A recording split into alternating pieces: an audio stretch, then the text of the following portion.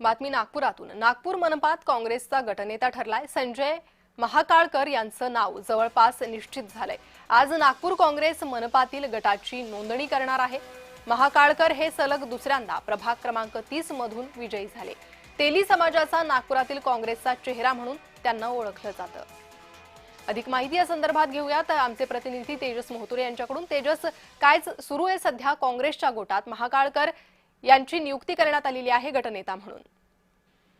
नक्की बघितलं असेल तर नागपुरात आज जे आहे काँग्रेस तर्फे जे आहे ते गट नोंदणीची प्रक्रिया जी आहे ती केली जाईल आणि सकाळी 10 वाजता जे आहे ते संपूर्ण काँग्रेसचे नगरसेवक यांना येण्याच्या सूचना ज्या आहेत ते शहर अध्यक्ष विकास ठाकरे यांनी केलेल्या आहेत। प्रभाग 30 मधील संजय महाकाळ यांची काँग्रेसकडून गटनेतेपदी निवड जी आहे ती निश्चित करण्यात आली आहे। संजय महाकाळकर जे सलग दुसऱ्यांदा जे आहेत ते नगरसेवक म्हणून निवडून आले आहेत। या अगोदर जर बघितलं असेल तर महानगरपालिकेचे अनुभव त्यांच्याकडे आहेत। त्यासोबत जर बघितलं तर जातीय समीकरण बघता जे आहेत महाकाळ हे तेली समाजाचे आहेत आणि त्यामुळे काँग्रेसला एक नवीन एका अर्थाने चेहरा मिळणार आहे, आक्रमक चेहरा मिळणार आहे, कारण की सत्ता आता भाजपची आणि त्यामुळे 102 नगरसेवक भाजपचे आणि सत्तारूढ पक्षाला एका अर्थाने घेरण्यासाठी आहे संजय महाकाळ नावाचा जो चेहरा असणार आहे, कारण की अभ्यासू आणि या अगोदर असलेला त्यांना अनुभव या संपूर्ण याच्यावर जे आहे काँग्रेसने एकमत केल्याने त्यांची निवड जी आहे ते गटनेता म्हणून होणार आहे।